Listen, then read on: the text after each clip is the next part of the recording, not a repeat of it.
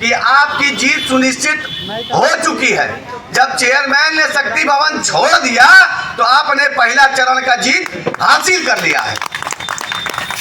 आगे भी निजीकरण का जो भी प्रारूप ये लेकर के आएंगे, संघर्ष समिति इनका अंतिम चरण तक विरोध करेगी। और इस सभा के माध्यम से मैं आपको विश्वास दिलाता हूं, हमारे पीछे महादेव जी का मंदिर है और बगल में बजरंगबली जो रुद्र के अवतार हैं। मैं यहाँ इस प्रांगण से आपको विश्वास दिला रहा हूँ कि आपकी विजय सुनिश्चित हो चुकी है। आपके विभाग का निजीकरण नहीं हो सकता है। जिसको जितना भी प्रयास करना हो कर ले। ये बिजली विभाग का इतिहास रहा है कि बिजली विभाग ने जिस भी चीज के लिए आंदोलन किया है कभी भी हारा नहीं है, वो जीता है। क्यों? क्योंकि हम जनता की सेवा करते हैं। आज भी जो हम लड़ रहे हैं सिर्फ अपने लिए नहीं लड़ रहे हैं, हम ये आम जनता के लिए लड़ रहे हैं। जो युवा आज पढ़ रहे हैं उनके लिए लड़ रहे हैं। जो गरीब तबके के निवासी हैं उत्तर प्रदेश में, हम उनके लिए लड़ रहे हैं। जो मजदूर हैं हम उनके लिए लड़ रहे हैं। जो बिजनेसमैन हैं, जो उद्योगपति हैं, हम उनके लिए लड़ रहे हैं। कहने का मतलब कि हम नीचे से लेकर के ऊपर तक के तबके और साथ साथ अधिकारी और कर्मचारियों के लिए भी लड़ रहे हैं। तो विजय तो हमारी ऐसे ही सुनिश्चित होनी है। महादेव की नगरी है, काशी विश्वनाथ की नगरी, जिस नगरी में आशीर्वाद है कि कोई भूखा नहीं सो सकता, उस नगरी में किसी की नौकरी छीन जाए ये तो संभव हो ही नहीं सकता।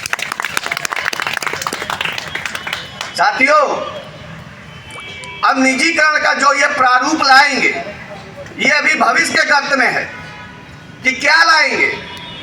मोटा मोटी जो उन्होंने पहले लाया था उसके अनुसार तो सारे समवर्ग की नौकरी खतरे में थी और आने वाले दिनों में हो सकता है कि इससे की और भयावता हो जाए। अब इनके लूट खसोट का आप देख लिए जीवंत उदाहरण कि आज तक पावर कॉर्पोरेशन जो उद्योग हैं, जो कल कारखाने हैं, जो फैक्ट्रियां हैं, उनमें टीओडी बिलिंग चलती थी। कहने का मतलब कि जब आम जनता बिजली का उपयोग करती थी तो उस समय उद्योगों के लिए बिजली महंगी की जाती थी ताकि वो ज़्यादा लोड न दे। लेकिन अब ये क्या कर रहे हैं, ये हम नहीं कर रहे हैं, ये खुद कर रहे हैं कि आम जनता के लिए भी टीओडी बिलिंग लाएंगे।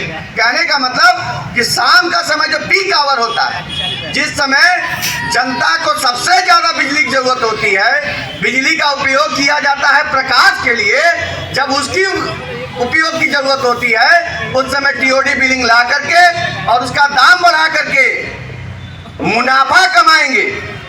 मतलब आप समझ सकते हैं कि इन्होंने पहले से प्लानिंग कर चुकी है कि जनता का हर स्तर से दोहन करना है, जिसका हम विरोध करते हैं और अंतिम चरण तक विरोध करते रहेंगे।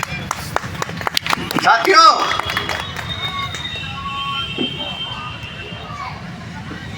आज का संचालन आप ही करते हैं। संख्या नहीं है लेकिन फिर भी कोई बात नहीं, जितने जगह हैं उतने ही साथी बहुत हैं।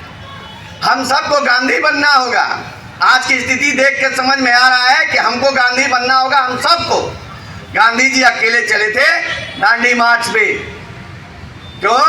उनका प्रयास जो था वो निश्चल था और स्वयं के लिए नहीं था, पूरे भारतवर्ष के लिए था। उनका प्रयास ईमानदार था तो उनके पीछे पीछे भारत की जनता कारवां बन करके चलती चली गई। बस वही गांधी हमें भी बनना है, हमारे साथी हमारे साथ कारवां बन करके जुड़ जाएंगे और इसका मुझे पूरा विश्वास है। आज तक जितनी भी सभाओं में उनका आह्वान किया गया है, सभी लोग आए हैं और अपनी 100% भागीदारी सुनिश्चित कराए हैं। तो आगे भी वो सभाओं में अपनी भागीदारी सुनिश्चित कराएंगे और इस विरोध सभा को हमेशा की तरह सफल बनाएंगे। साथियों, जो मुझे कहना था वो तो मैंने कह दिया। अब मंच की तरफ हमारे जो अग्रज बैठे हुए हैं उनकी तरफ मुखातिब होना चाहता हूं। साथ ही साथ हमारे बीच बहुत से भाई बैठे हुए हैं, मैं उनसे आग्रह करना चाहूँगा कि वो भी आए। इसलिए मैं सबसे पहले रंजीत पटेल जी का मंच पे आह्वान करना चाहूँगा कि आए और अपने शब्दों से इस सभा को सुशोभित करें और सबका मनोबल बढ़ाएं। रंजीत पटेल जी।